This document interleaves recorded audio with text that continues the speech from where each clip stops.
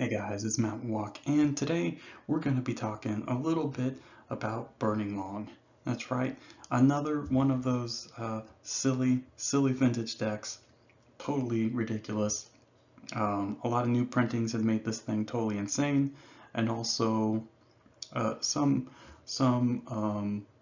use of some old technology that was more difficult to use, but with all these extra tutors, really made the deck go pretty crazy. So it's a combo deck, but it's a little bit different than the sort of Academy or Neo Academy decks that had seen play in Vintage at that time, and they had warranted a bunch of restrictions and things like that. So this is a pretty crazy deck. So let's get into it. All right, this is another one of those 2003 decks. Everything was pretty crazy. Onslaught Block had just added a ton of really important cards, as well as the release of Mirrodin later that year. Lots of crazy stuff going on. But I mean, before, of course, we had Grototog, and I talked a little bit about that. I have its own video. But really, what we're talking about today is the first and probably one of the most obscene Storm combo decks. Even earlier this year, with the release of Scourge, they had preemptively restricted Mind's Desire because obviously, like this thing is totally silly. I mean, this is not a fair card. So Mind's Desire was more or less preemptively restricted. It was legal. So I think maybe for like 5 days, 7 days, something like that, not very long. I heard stories of people playing against 4 Desire Storm decks, but that was pretty rare, especially back then. There just weren't really a ton of vintage tournaments, or I guess really ever. There haven't really been a ton of vintage tournaments, especially after Star City stopped supporting it, because it's just, I mean, just not that many people are able to come, and it's too much overhead, and etc. etc. But anyways, so even with Desire being banned, or excuse me, restricted, we still have these ridiculous Storm monstrosities emerging due to the power specifically of Lion's Eye Diamond, and then of course Burning Wish itself, part of the namesake of the deck.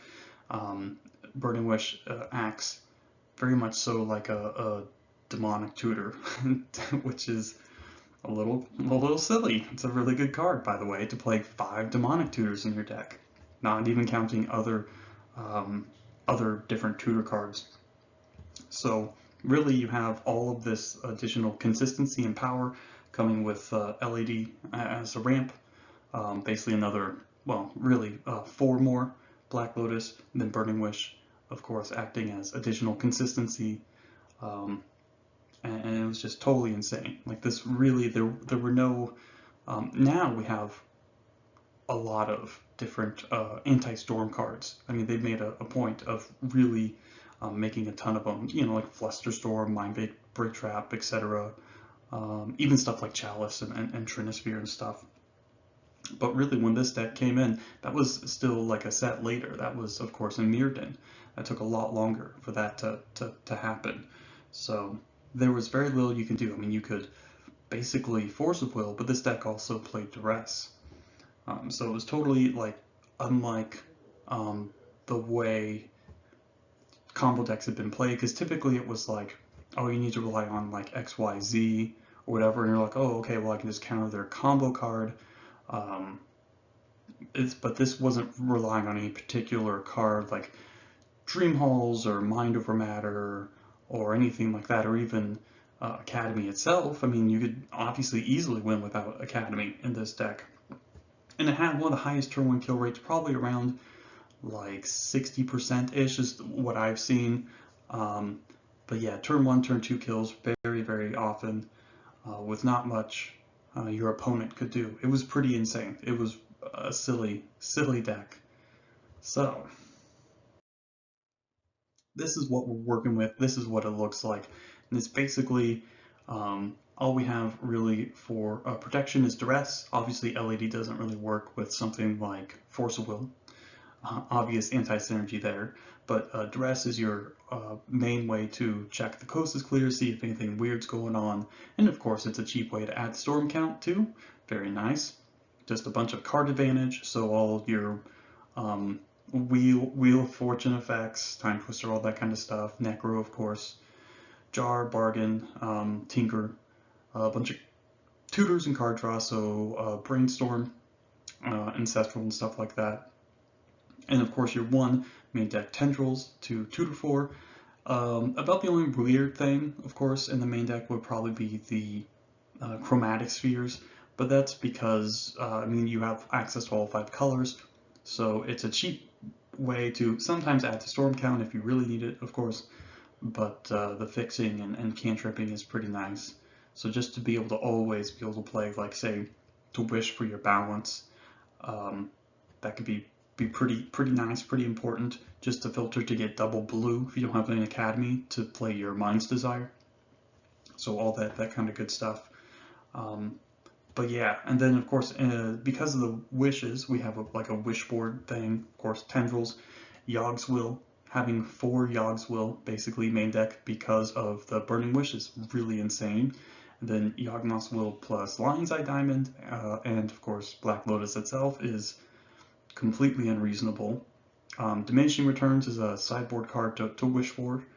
You don't typically do that. And then of course just random like insane hosers like Balance to wish for. Sometimes you get Vindicate to kill random things. And then sideboarded stuff you actually sideboarded, like Seal of Cleansing and Sainted Swarm against like problematic permanents or control decks, respectively. So nothing really weird here, just a card draw and ramp and your 1 tendrils main deck, and then your 4 duress, and then the rest is just like mana. So yeah, pretty insane, pretty insane. All right, so this is really the biggest thing is what you're really trying to set up. The easiest way to win, I mean trivially easy, this is basically simple counting, is Burning Wish into a Yawgmoth's Will with like 2 LEDs in play, or an LED, and like other stuff like Dark Rituals, of course, themselves is very good with Yawgmoth's Will, makes it free and produces mana after you cast it. So it's very simple, especially with all the tutors. You can just recast your tutors. Obviously not the Burning Wish, of course, because that gets exiled, but so yeah, it's very simple. And of course, to just play 4 spells, Yogg's Will, play 4 more spells, and then tendrils. So yeah, pretty easy. So Yawgmoth's Will basically doubles your storm count and your mana and everything, and it's just way insane. And it's really easy. Some hands you just get are like academic, like it's just literal counting, right? So being able to just get double duty from all your tutors and mana ramp is just insane, totally insane. Okay, and so like I said, the only weird card really that we saw is Chromosphere. Again, like if you're trying to cast all these different spells, you have Simplify in the sideboard and all sorts of other cards you want to wish for or board in, for example, Seal of Cleansing and things like that. It's good to have something like Chromosphere so it can fix your mana. So you're always able to cast your spells on time and not have to lose tempo just because you don't have the right color of mana. And of course, even just having random artifacts in play is very good with Academy. So this deck, unlike previous versions of a lot of the older decks, really had to have Academy to actually win. That was like a big part of like tapping and untapping with like say Frantic Surge or Time Spiral or whatever, or Candelabra. To learn Academy is just here to just produce a shitload of mana. And this, of course, makes it very easy to get double blue or more, to cast multiple blue spells a turn. You know, things like, so if you want to hide cards on top of your deck from discard, or if you want to keep some cards after you wheel or whatever, you can put stuff like cast multiple cards and, or excuse me, not if you want wheel, like if you want Time Twister and stuff like that. So very good here, but not like there's nothing here that's really like you don't have an Achilles heel, so to speak, because everything just has like a couple different roles. and you have so much redundancy. Again, you have shitloads of mana production, shitloads of card draw and tutoring. Um, Even just like you very, probably one of the better Necro decks too, because you can just go Writ, Necro, and then just like, if they don't counter it, like there's no way you can really lose, just because you just draw infinite amounts of cards and just go totally insane. Like, this is one of the better Necro decks. I mean, Storm Combo are like basically the quintessential Necro decks, just because just having all these extra cards is so good, and it lets you immediately turn them into things. It immediately lets you get value out of them next turn. You don't really have to worry about playing a long game. You just get all these extra resources and win. Whereas other decks would, you know, if they're like, oh, I'm playing a fair deck and I have to like think and do stuff. It's like, no, you can just, you know, just cast a bunch of spells and hit him with the tendrils. And even if you don't kill him with the tendrils, you gain so much like off the tendrils. You can just basically Necro again for 1,000,000 and then do it over. But yeah, the card selection from Necro is so valuable, so valuable. Very powerful, very good card. Makes it trivially easy to win. So that's another way to do it. Obviously, again, Mind's Desire is very good.